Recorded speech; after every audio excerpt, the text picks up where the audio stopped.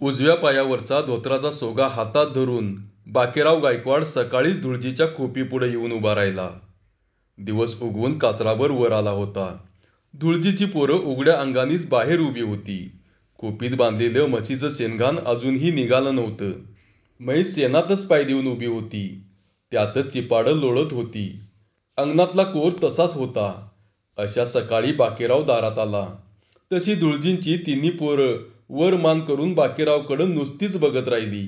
आकाशात उडणाऱ्या कबुतराकडे टक लावून बघत राहावं, अगदी तशी. बाकेरावही लगालगा येऊन न बोलताच निश्चल उभा राहिला. उजव्या अंगावरचं धोतर वर धरून तो समोर बांधलेल्या म्हशीकडे टक लावून बघू लागला. एक डोळा बारीक करून त्यानं म्हशीची नीट पाहणी केली आणि मग दाताला दात टिकूनच खालचं दाढवान एकसारखं दोन्ही अंगाला हलवत तो विचार करीत राहिला. बाकेरावनं 2 सालामागं अर्धलीनं दिलेली ती रेडी आता नीट ओळखूही येत नव्हती.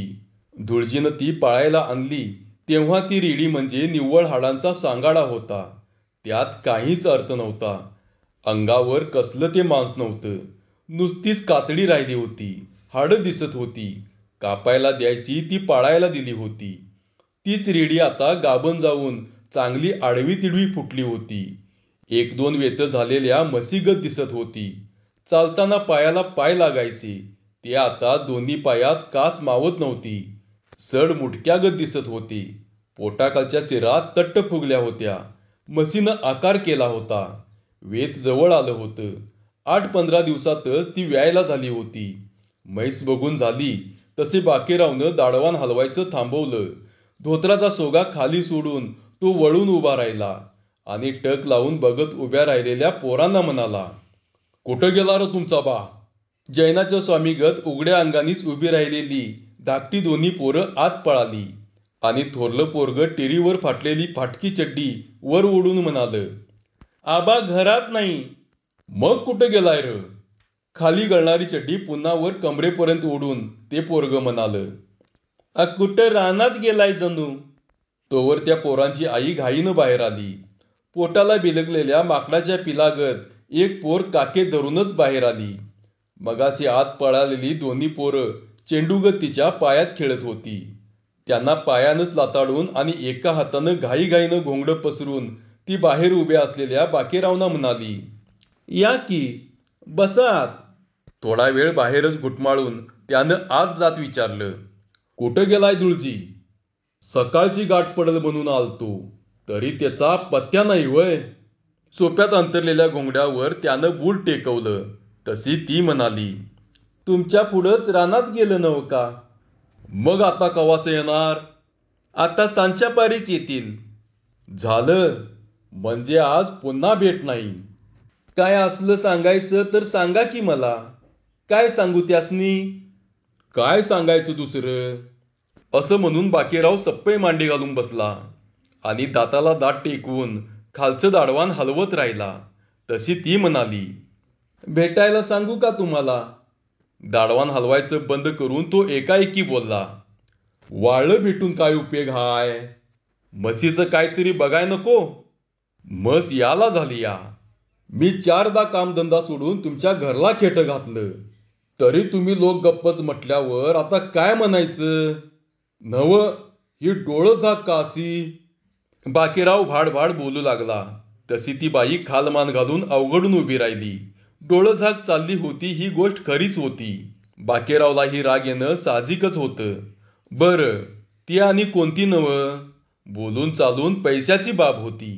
तो पुन्हा खवळून म्हणाला, "गरजवंताला अक्कल नाही म्हणून आम्ही 17दा हेलपाटं घालतो, होय नवं?" "असं कोण म्हणलं जी? उगा काहीतरी आपली मनाची समजूत करून घेऊ नका." "आता समजूत आणि कसली करून घ्यायची? जे दिसतंय तेच बोलतो की. काय खोटं हाय माझं बोलणं?"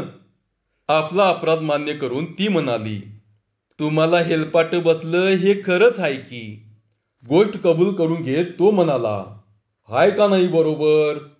"तुमच्या बोलण्यात चुकी नाहीच की. ठरल्याप्रमाणे आम्ही येळेला पैसे दिलं असतं तर तुम्ही असं हेलपाटं का घातलं असतं आणि आम्हाला बी बोलून घ्यायची पाळी का आली असती?" थोडा वेळ खालची बचकाळी दोन्ही अंगाला हलवून तो एकाएकी म्हणाला, आमचंच चुकलं. कडेवरचं मूल खाली आदळून ती म्हणाली, तुमचं कसं? आमचंच चुकलं.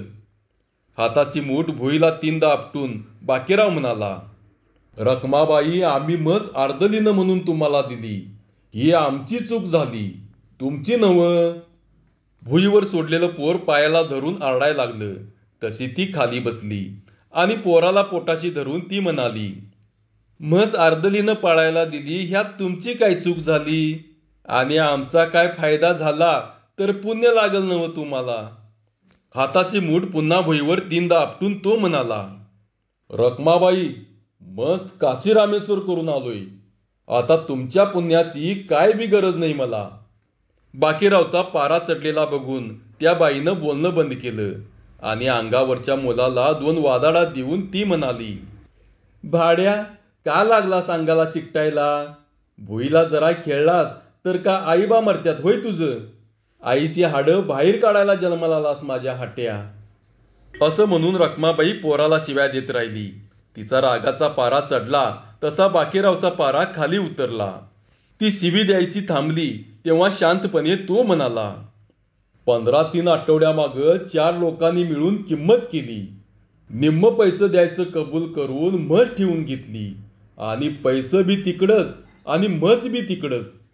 तीही शांतपणे समजावून सांगू लागली, त्याच उसाबरीत लागलोय की हो अण्णा आम्ही बी. काय उसाबर केली सा? एक सोडून 17 जणांच्याकडे हात पसरून बघितलं, पर अजून पैशाची जोडणीच होईना नवं. पर एवढी उसाबर करायला सांगितली कुणी तुम्हाला? कुणी उरावर धोंडा दिलाय तुमच्या? कुणी धोंडा कशाला उरावर द्यायला पाहिजे? तर मग दुसरा आणि काय तर? तुम्हाजवळ द्यायला जर पैसे नाहीत तर म्हस बाजारला नेऊ. जी काय किंमत येईल ती निम्मी निम्मी घेऊन मोकळं होऊ. कशाला घोंगडं भिजत ठेवायचं? बाकीरावला पैशाची जरुरी होती. म्हस कुणी का घेईना? आपल्याला 4 पैसे वेळेला मिळाले म्हणजे काम झालं, असा त्याचा सरळ मार्ग होता. एक घाव की 2 तुकडं करून मोकळं व्हावंसं त्याला वाटत होतं. तो निकराला येऊन म्हणाला, येत्या शनिवार पतूर काय जुळणी होती का ते बघा, नाहीतर आईतवारी म्हस बाजारला न्यायची बघा. मी काय आता वाट बघणार नाही. मी एकदाच सांगतो, पुन्हा बोलणार नाही. बाकीराव निश्चयाने बोलला. तसा रखमाच्या पोटात गोळाच फिरू लागला. 2 सालं म्हशीवर जीव ठेवून असलेली ती बाई एकदम हादरून गेली. म्हस हातची गेलीच असं वाटून तिला भडभडून आलं. डोळ्यात पाणी आणून ती म्हणाली, आवा अण्णा, तोंडचा घास काढून घेतासा होय असा? बसलेला बाकीराव उठून उभा राहिला आणि हातवारे करून म्हणाला, तुमच्या तोंडचा घास काढून घ्यायला मी काय म्हस माझ्या दावणीला बांधत नाही. जशी तुम्हाला म्हशीची गरज हाय तशी मला बी पैशाची नड हाय. दोन्हीकडनं विचार करायला पाहिजे.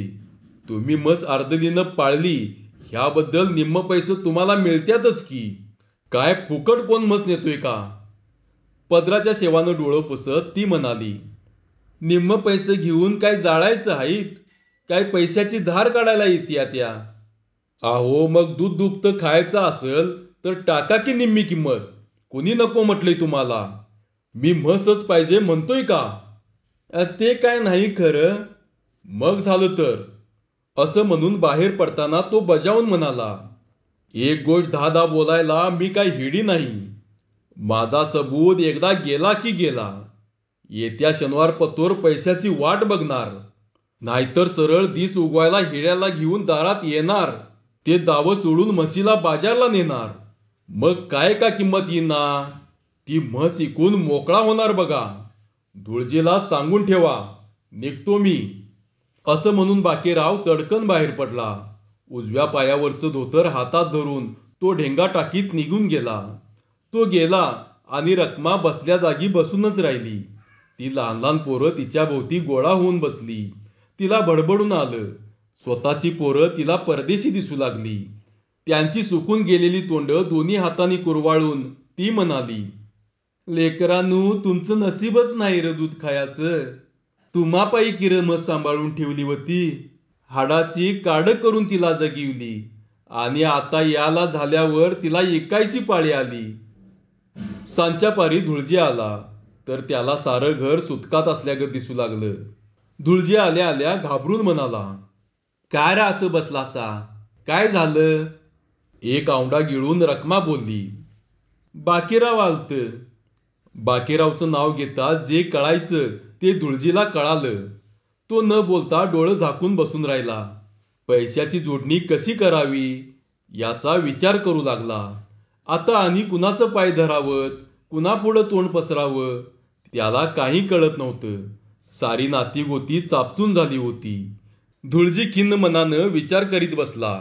तशी त्याची बायको म्हणाली, या तुमच्या डोळं झाकपणामुळंच दावणीची मज जायची पाळी आली या. असं गप बसून भागल होय. शनिवार पतूर वाट बघून आयतवारी मज बाजारला न्यायला येणार हाय. पैशाची जुळणी झाली नाही तर मज जाणार हे भाकीत ठरलंच होतं. धुळजी न बोलता गप्पच बसला. तशी रखमा रागानं म्हणाली, म्हणजे तुम्हाला काय घोरच नाही म्हणायचा? अगं घोर नाही कसा, दुसरं काय तर. तुम्हाला घर बसल्या कोण पैसा आणून देणार हाय होय?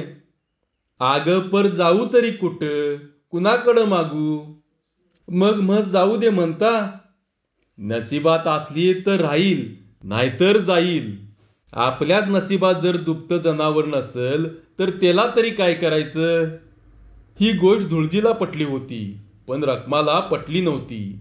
एक आठवडाभर मासळीगत तिचा जीव तडफडला. शनिवार गेला आणि आयतवारचा दिवस उजाडला. दिवस उगवायलाच बाकीराव एक हेडी घेऊन दारात आला. बाकीरावला बघून तिची छातीच फुटल्यागत झाली. अखेरची धडपड करावी म्हणून ती म्हणाली, अण्णा काहीतरी करून सुगीपतूर भागू पैसा आम्ही. मस्त नेऊ नकोसा, ऐका गरीबाचं. तिचं बोलणं न ऐकल्यागत करून तो खाली मान घालून बसलेल्या धुळजीला म्हणाला, धुळजी चल आटो बघू. मी संग हिडी घेऊनच आलोय. आज म्हशीला बाजार दावून मोकळं होऊ. रखमाचं धाबं दणाणलं, काळीच फाटल्यागत झालं. ती कळवळून म्हणाली, अण्णा ऐका माझं. ह्या 4 पोरांच्या तोंडाकडे बघून तरी मस्त नेऊ नकोसा. कधी नाही ते दुभत्याचा थेंब त्यासनी खायला मिळेल. त्यांच्या तोंडातला घास काढून घेऊ नकोसा. बघा गरीबाकडं आणि एवढी पुण्याई पदरात बांधून घेवा. बाकीरावचा निश्चय ढळण्यासारखा नव्हता. तो करारी सुरात बोलला, मला काय बी ऐकून घ्यायचं नाही आणि इनाकारणी आता बोलणं वाढवू नका. का घसा कोरडा करून घेता? त्या सरशी रखमाबाईला ढवळून आलं. ती धावून बाहेर गेली आणि म्हशीच्या गळ्यात पडून रडू लागली. रखमा रंगीच्या गळ्यात पडून हुंदकं देऊ लागली. तसा धुळजी कष्टानं उठून बाहेर गेला. गुमान आपलं डोळं पुसून तिला म्हणाला, अगं काय लावलीस यो खुळापणा? गप चल बघू. तिला रट्ट्याला धरून तो म्हणाला, चल आत. आक्रोश करून ती काय राहणार आहे का? नशिबात असलं तर पुन्हा आपल्या घरात येईल. देवाजवळ हेच मागायचं, दुसरं काय? रखमा तिच्या गळ्यातले हात काढेना. तसं धुळजीनं जबरदस्तीनं तिला ओढून आत नेलं. राग भरून तो म्हणाला, पोराबाळासनी दूध मिळावं म्हणून तुझा जीव एवढा म्हशीत अडकला असला तर येताना चांगली 25-30 रुपया पतूर एक शिडी घेऊन येतो. का काळजी करतीस? दुःख आवरून तिनं फडक्यात 2 भाकरी बांधल्या आणि भाकरीचं गटलं त्याच्या हातात देऊन ती म्हणाली, जावा म्हस विकून या, जावा. गटलं हातात घेऊन तो म्हणाला, असं जरा बोल म्हणजे मला बी जरा धीर येईल. होय जावा, काय बी काळजी करू नकसा. अगं तेच म्हणतोय मी. आपण करायचा तेवढा हरेक प्रयत्न करून बघितला. आता यास आलं नाही त्याला काय करायचं? डोळं पुसून ती म्हणाली, काय करायचं? मस मेली असं म्हणायचं आणि गप बसायचं. हिंडतं फिरतं जनावर एखादा रोग बडवून दावणीला मरतं का नाही तसंच मानायचं. बायकोच्या शहाणपणानं तो समाधान पाहून बोलला, हा असं, हे कसं बोललीस? परी येताना एक शेळी घेऊन या. म्हस दारजी नाही, निदान शेळीचं तरी दुभतं खाऊ. पोरांची तोंड बघा कशी वाळून गेल्यात. डोळ्यात पाणी साचू लागलं. तसा धुळजी मान वळवून बाहेर बघत राहिला. त्याची उघडी वागडी पोरं तोंड वाईट करून त्याच्याकडे बघत होती. बाकीराव म्हशीजवळ उभा राहून वाट बघत होता. निघायला उशीर झाला होता, पण धुळजीचा पायच घरातून निघेनासा झाला. दाराच्या चौकटीला कपाळ टेकवून तो अवघडून उभा राहिला. त्याला पडलेलं कोडं त्याच्या बायकोला समजून आलं आणि आपला जीव घट्ट करून ती म्हणाली, जावा की आता, उभा राहू नगसा. आपल्या समजूतदार बायकोचे ते धीराचे बोल ऐकून त्याचा जीव कासावीस होऊन गेला. पटक्याचा शेमला डोळ्याला लावून तो बाहेर पडला आणि गडबडीनं त्याला हाक मारून ती म्हणाली, व्हय, जरा येऊन जावा. आता आणि काय? भाकरीच्या बुट्टीतली एक भाकरी घेऊन धुळजीच्या हातात देत ती म्हणाली, एवढा घास रंगीच्या तोंडात घाला आणि मग दाव सोडा. तिरडी पुढं हातात मडकं धरून जावं तशी ती भाकरी हातात घेऊन तो बाहेर गेला. डोळं झाकूनच त्यानं ती भाकरी रंगीच्या तोंडात दिली. खोपीत बसलेली पोरं बाहेर येऊन म्हशीभोवती गोळा झाली. रंगीची अखेरची भेट घ्यायला रखमा बाहेर पडली नाही. दावणीचं पेंड सोडून म्हस बाहेर पडली आणि रखमा आतच मुरगळून एके जागी बसून राहिली. रंगी गेली आणि सारं घर भकास दिसू लागलं. उगवलेला दिवस पुढे सरकेनासा झाला. वेळच जाईनासा झाला. म्हशीला पाणी दाखवायची, वैरण काडी घालण्याची आठवण रखमाला घडोघडी होऊ लागली. पोरं बाहेर खेळायची, ती आत येऊन आईभोवती बसून राहिली. असाच दिवस गेला आणि सांज झाली. रखमा पोराबाळांना घेऊन बसली. कडूसं पडून अंधार झाला तरी धुळजी अजून परतला नव्हता. रखमाचा जीव खालवर लागला. बाजार आटपून अजून का परतू नये असं तिला वाटू लागलं. तिच्या चेहऱ्यावर दिसणारी ही काळजी बघून तिचं थोरलं पोरगं म्हणालं, आगा येळ व्हायाचाच. का र? आबा शिळी घेऊन येणार म्हणजे येळ मोडणारच की ग. रंगीची आठवण विसरून ती पोरं शेळीविषयी नाना तऱ्हेचे प्रश्न आईला विचारत होती. झोपेनं डोळे पेंगळून गेले तरी पोरं शेळीची वाट बघत जागी राहिली. बराच उशीर करून धुळजी दारात आला तरी थोरली दोन पोरं अजून जागीच होती. धुळजीला बघून ती चटाटा उठून उभी राहिली आणि शेळी कुठं दिसेना होऊन ती विचारू लागली, आबा शेळी गा? त्या दोन्ही पोरांना जवळ घेऊन तो हळू आवाजात म्हणाला, नाही आणली र लेकरानू. का गा? का आणली नाहीस? अरे बाजारात चांगली शेळीच नव्हती बघ. आता पुढच्या बाजारी येते का बघू. शेळी आणली नाही. हे बघून त्या दोन्ही पोरांचा हिरेमोड झाला. रखमा काही बोलतच नव्हती. ती खाली मान घालून नुसतीच बसून राहिली. तिच्या बोलण्याची वाट बघून शेवटी तोच म्हणाला, होय, म्हस 210ला गेली बघ. हो नाही की चू नाही. ती गुमान खाली मान घालून गप्पच बसली. जेवण नाही, पाणी नाही. सगळी उगीच ताटकळून बसली. अखेर धुळजी उठला आणि पोरांना म्हणाला, जेवल्यासा काय र? पोरं जेवून झोपी गेली. रखमा काही अन्नाला शिवली नाही. धुळजीलाही तुकडा गिळला नाही. रात्र झाली तरी डोळा लागेनासा होऊन ती अंथरुणावर उठून बसली आणि डोळं पुसून म्हणाली, का आणली नाही शेळी? त्याला सांगणं भाग पडलं. मान गुडघ्यात घालून तो सांगू लागला, अग कशाची आणतोय शेळी? लोकांची देणी कशान देऊ आणि शेळी कशी आणू? मंडपे अण्णा सावलीगत माझ्या मागनच बाजारात फिरत होतं. त्याची आणि बाकी भागिवल्यासा होय? तर आणि काय, हातात पैसा आल्यालं बघून कोण सोडल? त्याचं किती दिलासा? त्यानं सारच वसूल केलं बघ. आणि मग आता किती राहिल्या जवळ? राहिल्यात एक 50 रुपये. पर बाकीची देणी द्यायला नकोत. म्हस इकली हे कळल्यावर आता सारीच दारात येऊन उभी राहतील नवं. होय, भागवा देणी तरी. लोकांची कटकट तरी मिटू द्या. पण हे तिचं बोलणं वरकरणी होतं, खरं नव्हतं. तिचं खरं मन तो ओळखून होता. त्याला काय करावं हे कळत नव्हतं. रंगी गेली आणि सारं घर त्याला खायला उठल्यागत झालं. सबंध रात्र त्यानं तळमळून काढली आणि दिवस उगवायला तो काही न सांगताच घराबाहेर पडला. तो कुठं गेला हेच कळेना. बायको पोरं वाट बघत घरात बसली. सबंध सकाळ गेली. जेवण वेळ टळून चांगली कडकडीत दुपार झाली तरी धुळजीचा काही पत्ता लागेना. रखमा घाबरी होऊन गेली. रंगी गेल्याचं दुःख विसरून ती नवऱ्याची वाट बघू लागली आणि तिसऱ्या पारी धुळजी एक रेडी घेऊनच दारात आला. वाट बघत बसलेली रखमा धुळजीला बघून म्हणाली, सकाळ धरणं कुठं हो गडप झालता? नव्या आणलेल्या रेडीला दावणीला बांधून तो म्हणाला, हे काय दिसना झालंय होय? आव पर ही कुठनं आणली सा? बाजार बी नाही आज कुठला. काय करायचा बाजार? आणि मग कुठनं आणली ही? 2 वर्षात हिला तयार करायची बघ. मग मनगंड दुपतं होईल का नाही घरात? कशी हाय रेडी? रखमा आणि पोरं नव्या आणलेल्या रेडीजवळ जाऊन उभी राहिली. सगळीच तिला खालवर निहाळू लागली. घर भरल्यागत दिसू लागलं. पोरं हरकून ढ्यान झाली. तिच्या अंगावर हात फिरवत उभी राहिली. रखमा ही नीट निहाळून म्हणाली, चांगली हाय, पर केवढ्याला आणली सा? तो हसून म्हणाला, केवढ्याला आणली म्हणून विचारायला ती काय इकत आणली होय? तर काय चोरी करून आणली सा? चोरी का करतोय? चौगल्याकडनं अर्धलीनं आणली. आता तरी जरा समाधानानं राहावा आणि हिलाच वर्षात तयार करा. धन्यवाद.